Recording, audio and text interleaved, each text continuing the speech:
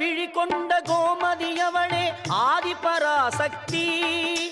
நீல விழி கொண்ட காளியும் அவளே ஆதிபராசக்தி.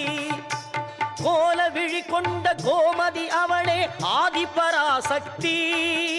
நீல விழி கொண்ட காளியும் அவளே ஆதிபராசக்தி. முக்காலம் உணர்ந்தவள் முத்தொழில் புரிபவள் ஆதிபராசக்தி.